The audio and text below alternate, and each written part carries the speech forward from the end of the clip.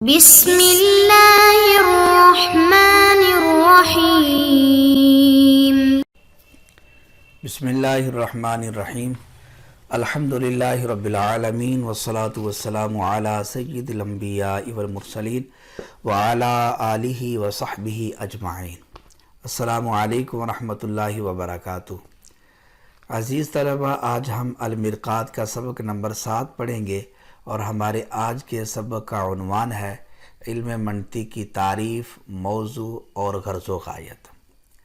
آئیے پہلے ہم آج کے سبق کی عبارت اور اس کا ترجمہ سماعت کرتے ہیں۔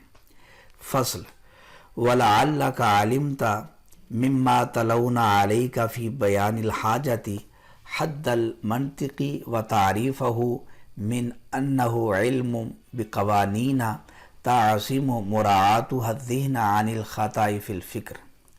فصل: موضوع کل علم ما یبحث فیہ عن عوارضہ الذاتیہ کبدن الانسان للطب والکلمۃ والکلام لعلم النحو، فموضوع المنطق المعلومات التصوریۃ والتصدیقیۃ لیکن لا مطلقا بل من حیث انہا موصلۃ الی المجہول التصوری او التصدیقی۔ فائدہ: اعلم ان لکل علم وصناعت غایۃ والا لکان طلبہ عبثا والجد فیہ لغوا، وغایۃ علم المیزان الاصابۃ فی الفکر وحفظ الرأی عن الخطأ فی النظر۔ ترجمہ: فصل: اور شاید آپ نے منطق کی حد اور تعریف کو پہچان لیا ہوگا اس سے جو ہم نے آپ پر حاجت کے بیان کے اندر کلام کی، وہ یہ کہ منطق ایسا ہے کہ جن قوانین کی رعایت ذہن کو فکری غلطی سے بچاتی ہے۔ فصل: ہر علم کا موضوع وہ شے ہوتی ہے کہ جس کے عوارض ذاتیہ سے اس علم میں بحث کی جائے، جیسے بدن انسان علم طب کا اور کلمہ اور کلام علم نحو کا موضوع ہیں۔ لہذا منطق کا موضوع معلومات تصوریہ اور تصدیقیہ ہیں، لیکن مطلقاً نہیں، بلکہ اس حیثیت سے کہ یہ معلومات تصوریہ اور تصدیقیہ مجہول تصوری یا مجہول تصدیقی تک پہنچائے۔ فائدہ: آپ جان لیں کہ بے شک ہر علم اور فن کی ایک غایت ہوتی ہے، وگرنہ اس علم کی طلب عبث اور اس میں کوشش بیکار ہو جائے گی، اور علم میزان کی غایت فکر میں درستگی کو پانا اور نظری غلطی سے محفوظ رکھنا ہے۔ عبارت اور ترجمہ سمجھ لینے کے بعد آئیے اب ہم عبارت کی وضاحت اور تفصیل کو سمجھتے ہیں۔ تو مصنف نے کہا وَلَعَلَّكَ عَلِمْتَ، یہ ماقبل کے ساتھ ربط ہے کہ ماقبل احتیاجی الی المنطق کے اوپر دلیل آئی ہے، یعنی اس کے اوپر دلیل کہ ہم منطق کی طرف محتاج ہیں۔ اس کا خلاصہ یہ ہے کہ علم کے 2 قسم ہیں، تصور اور تصدیق، اور پھر ان میں سے ہر ایک کے 2 قسم ہیں، ضروری و بدیہی، نظری و کسبی۔ نظری و کسبی کو حاصل کیا جاتا ہے ضروری اور بدیہی سے نظر فکر کے ساتھ، اور نظر فکر میں خطا واقع ہو جاتی ہے، اور خطا سے بچنے کے لیے ہمیں ایک قانون کی ضرورت ہے، اور وہ قانون منطق ہے۔ تو یہ دلیل آئی کہ ہم منطق کی طرف محتاج ہیں، منطق کی ضرورت ہے۔ اب مصنف علیہ رحمہ بیان کرتے ہیں کہ یہ جو پیچھے ہم نے احتیاجی الی المنطق کے اوپر دلیل دی، اسی سے آپ کو علم منطق کی تعریف بھی سمجھ آ گئی ہوگی کہ منطق کس کو کہتے ہیں، کیونکہ احتیاجی الی المنطق کے بیان کے اندر یہ آ گیا کہ ہمیں ایک ایسے قانون کی ضرورت ہے جو فکری غلطی سے بچائے، بس یہی علم منطق کی تعریف ہے۔ من انہو سے مصنف نے باقاعدہ منطق کی تعریف بھی کر دی کہ منطق اس علم کو کہتے ہیں، ان قوانین کے علم کو کہتے ہیں کہ جن قوانین کی رعایت ذہن کو فکری غلطی سے بچا دیتی ہے۔ تو یہ منطق کی تعریف آئی۔ مراعاتها، رعایت کا کلمہ تعریف کے اندر کیوں زائد کیا گیا؟ اس کی وجہ یہ ہے کہ منطق بذات خود یہ فکری غلطی سے نہیں بچاتی جب تک کہ اس کے قوانین کی رعایت نہ کی جائے۔ اور فی الفکر کہا سے اعتراض ہو گیا نحو سے، صرف سے اور دیگر علوم سے کہ نحو اور صرف یہ لفظی غلطی سے بچاتے ہیں، جبکہ منطق یہ فکری غلطی سے بچاتی ہے، اس لیے فی الفکر کا لفظ زائد کیا گیا۔ اور فکر کی وضاحت یہ سبق نمبر 4 کے اندر ہم نے اس کو تفصیل کے ساتھ بیان کیا ہے، آپ وہاں سے سماعت کر سکتے ہیں۔ تو یہ منطق کی تعریف آ گئی، کیونکہ یہ مقدمہ ہے، مقدمہ کے اندر 3 چیزیں ہوتی ہیں، علم کی تعریف، موضوع اور غرض و غایت، تو یہ علم منطق کی تعریف ہو گئی۔ آگے فصل موضوع کل علم، یہاں سے مصنف مقدمہ کے اندر جو دوسری چیز ہوتی ہے یعنی موضوع، اس کو بیان کرتے ہیں، لیکن منطق کا موضوع بیان کرنے سے پہلے مطلق موضوع کی تعریف کریں گے، پھر منطق کے موضوع کو بیان کریں گے، کیونکہ مطلق موضوع عام ہے اور منطق کا موضوع خاص ہے، اور خاص کی معرفت وہ عام کی معرفت کے اوپر موقوف ہوتی ہے۔ اس لیے مصنف پہلے مطلق موضوع کی تعریف کریں گے اور پھر بعد میں منطق کے موضوع کی تعریف کریں گے۔ تو مطلق موضوع کی تعریف یہ ہے کہ کسی بھی علم کا موضوع وہ شے ہوتی ہے کہ جس کے عوارض ذاتیہ سے اس علم کے اندر بحث کی جائے۔ بحث کا مطلب ہوتا ہے محمول کو موضوع کے لیے ثابت کرنا، اور عوارض کا مطلب ہوتا ہے محمولات، یعنی جن چیزوں کا حمل ہوتا ہے ان کو عوارض کہتے ہیں۔ عوارض 2 طرح کے ہوتے ہیں، ایک عوارض ذاتیہ، دوسرے عوارض غریبہ۔ موضوع عوارض ذاتیہ سے بحث یہ موضوع کہلاتی ہے، عطیہ یہ موضوع بنتے ہیں، عوارض غریبہ یہ موضوع نہیں بنتے۔ اب یہ سمجھیے کہ عوارض ذاتیہ کون سے ہوتے ہیں اور عوارض غریبہ کون سے ہوتے ہیں۔ تو جس شے کا حمل ہو دوسری شے کے اوپر تو وہ 2 حال سے خالی نہیں ہوگی، یا تو اس کا حمل ہوگا بلا واسطہ یا بالواسطہ۔ بلا واسطہ اگر حمل ہو تو ایسا عرض ذاتی کہلاتا ہے۔ اس کی مثال ہے جیسے الانسان متعجبن، متعجبن کا انسان کے اوپر حمل ہے اور متعجب یہ انسان کو عارض ہے۔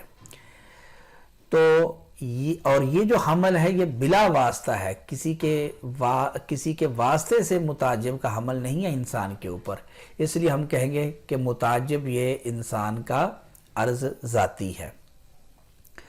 اور دوسری صورت اگر واسطے سے حمل ہو تو پھر ہوتے ہیں، یا تو وہ واسطہ مساوی ہوگا شے کا، یا عام ہوگا، یا اخص ہوگا، یا مباین ہوگا۔ اگر واسطہ مساوی ہو تو یہ عرض بھی عرض ذاتی کہلاتا ہے۔ اس کی مثال ہے جیسے الانسان ضاحکن، ضاحکن کا انسان کے اوپر حمل ہے اور یہ انسان کا عارض ہے، اور یہ ضاحک کا جو حمل ہے یہ بلا واسطہ نہیں ہے بلکہ یہ متعجب کے واسطے سے ضاحک کا حمل ہوتا ہے انسان کے اوپر، کیونکہ انسان کو پہلے تعجب عارض ہوتا ہے پھر اس کے بعد ضحک عارض ہوتا ہے۔ تو ضاحک کا متعجب کے واسطے سے انسان کے اوپر حمل ہے اور متعجب یہ انسان کے مساوی ہے، اس لیے ضاحک کو ہم کہیں گے کہ یہ عرض ذاتی ہے انسان کا۔ تو یہ 2 عرض ذاتی آگے، بلا واسطہ محمول ہو وہ بھی ذاتی آگے، بلا واسطہ محمول ہو وہ بھی عرض ذاتی، اور واسطہ مساوی سے جو محمول ہو مساوی سے وہ بھی عرض ذاتی کہلاتا ہے۔ اگر واسطہ عام ہو یا اخص یا مباین ہے، ایسے جو عوارض ہوتے ہیں وہ عوارض غریبہ کہلاتے ہیں۔ واسطہ عام سے محمول ہو، اس کی مثال سمجھے جیسے الابید متحرکن، متحرک ان کا ابید کے اوپر حمل ہے اور متحرک یہ ابید کو عارض ہے۔ اب متحرک کا جو حمل ہے ابید کے اوپر یہ بلا واسطہ نہیں ہے بلکہ واسطے سے ہے، اور وہ واسطہ ہے جسم کا، کہ حرکت جسم کو عارض ہوتی ہے اور جسم کے واسطے سے ابید کو عارض ہوتی ہے، اور جسم یہ ابید سے عام ہے، تو چونکہ یہ عام کے واسطے سے معمول ہو رہا ہے متحرک، لہٰذا ہم متحرک کو کہیں گے کہ غریب ہے ابید کا۔ دوسرا عرض غریب، اگر واسطہ اخص ہو تو یہ بھی عرض غریب ہوتا ہے۔ اس کی مثال ہے جیسے الحیوان ضاحکن، ضاحکن کا حیوان کے اوپر حمل ہے اور یہ حیوان کو عارض ہے۔ ضاحک کا حیوان کے اوپر حمل بلا واسطہ نہیں ہے، بلکہ انسان کے واسطے سے ضاحک کا حیوان کے اوپر حمل ہے، یعنی کہ ضحک پہلے انسان کو عارض ہوتا ہے، پھر انسان کے واسطے سے حیوان کو۔ یہاں حیوان سے مراد آپ فرس بکر نہ سمجھ لینا، بلکہ حیوان سے مراد وہ حیوانیت ہے جو انسان کے اندر پائی جاتی ہے، تو انسان میں حیوانیت بھی ہے نا، تو یہ ضاحک انسان کے واسطے سے حیوان کو عارض ہوتا ہے، اور انسان جو ہے یہ حیوان سے خاص ہے، حیوان عام ہے، اور تو چونکہ یہ خاص کے واسطے سے بواسطہ اخص غریب ہے۔ عرض غریب کی تیسری صورت کے مبائن کے واسطے سے جو محمول ہو وہ بھی عرض غریب ہوتا ہے۔ اس کی مثال ہے جیسے الماء حارٌ، حار پانی گرم ہے، تو حار یہ محمول ہے، ماء یعنی پانی کے اوپر اس کا حمل ہے اور یہ پانی کو عارض ہے۔ حار کا حمل پانی کے اوپر یہ بلا واسطہ نہیں ہے، بلکہ یہ آگ کے واسطے سے حمل ہے، اور آگ یہ پانی کے مبائن ہے، تو چونکہ یہ بواسطہ مبائن کے محمول ہے، اس وجہ سے اس کو بھی عرض غریب کہیں گے۔ خلاصہ یہ ہوا کہ دو عرض ذاتی ہیں، بلا واسطہ جو شے معمول ہو وہ بھی عرض ذاتی، اور واسطہ مساوی سے جو معمول ہو وہ بھی عرض ذاتی۔ اگر واسطہ عام یا اخص یا مبائن ہو تو ایسے عوارض کو عوارض غریبہ کہا جاتا ہے۔ اب یہ سمجھیں کہ کسی بھی علم کا موضوع وہ شے ہوتی جس کے عوارض ذاتیہ سے بحث کی جاتی ہے، یعنی ان معمولات سے بحث کی جاتی ہے جو بلا واسطہ معمول ہوتے ہیں یا واسطہ مساوی سے معمول ہوتے ہیں۔ اس کی مثال ہے جس طرح کہ بدن انسان علم طب کا موضوع ہے، کیونکہ علم طب کے اندر بدن انسانی کے احوال سے بحث ہوتی ہے کہ بدن انسانی وہ تندرست ہے یا بیمار ہے، تندرست ہے تو اس کی صحت کو کیسے برقرار رکھا جائے، اور اگر بیمار ہے تو اس کو صحت کی طرف کیسے منتقل کیا جائے، کیا علاج اور کیا دوائی اس کو دی جائے کہ وہ بیماری سے تندرست ہو جائے۔ اسی طرح علم نحو کا موضوع کلمہ اور کلام ہے، کیونکہ علم نحو میں کلمہ اور کلام کے احوال سے اور عوارض سے بحث ہوتی ہے، مبنی ہے، معرب ہے، پھر مرفوع ہے، منصوب ہے، مجرور ہے، وغیرہ وغیرہ۔ تو یہ مطلق موضوع کی تعریف آ گئی۔ فموضوع المنطقی، یہاں سے مصنف اب منطق موضوع معلومات تصوریہ اور معلومات تصدیقیہ ہے، لیکن یاد رہے کہ مطلقاً معلومات تصوریہ اور تصدیقیہ نہیں، بلکہ وہ معلومات تصوریہ کہ جو مجہول تصور تک پہنچائے، اور وہ معلومات تصدیقیہ جو مجہول تصدیق تک پہنچائے۔ تو ایسی معلومات تصوریہ اور تصدیقیہ یہ منطق کا موضوع بنتے ہیں، کیونکہ ان معلومات کے متعلق علم منطق کے اندر بحث ہوتی ہے۔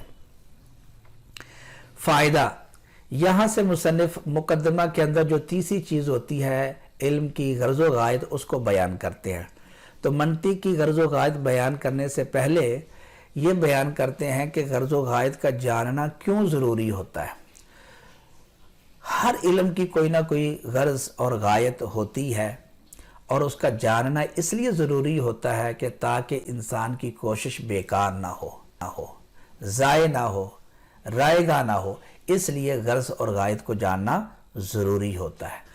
اور علم منطق کی غایت یہ ہے کہ فکر کے اندر درستگی کو پانا اور نظری غلطی سے اپنے آپ کو بچانا۔ فکر کے اندر درستگی کو پانا مطلب درست معلومات کو جمع کرنا اور پھر ان کو صحیح طریقے سے مرتب کرنا، ترتیب دینا، کیونکہ اگر درست معلومات جمع نہ کی جائیں یا معلومات تو درست جمع کر لی جائیں لیکن ان کو ترتیب صحیح انداز سے نہ دیا جائے تو اسے فکری غلطی عارض ہو جاتی ہے، اور علم منطق کی قاعدہ یہ ہے کہ یہ فکری غلطی سے بچاتی ہے، یعنی معلومات کی جمع آوری کے اندر اور جمع شدہ معلومات کو ترتیب دینے میں جو غلطی عارض ہوتی ہے اس غلطی سے علم منطق بچاتی ہے۔ عزیز طلبہ، یہ تھا ہمارا آج کا سبق۔ آج کے سبق کے اندر ہم نے علم منطق کی تعریف، موضوع اور غرض و غایت کو جانا۔ امید ہے کہ آپ آج کا سبق سمجھ گئے ہوں گے۔ آپ سے گزارش ہے کہ آپ منطق کی تعریف، موضوع اور غرض و غایت کو بیان کریں اور اس کے علاوہ عوارض غریبہ اور عوارض ذاتیہ کی وضاحت کریں۔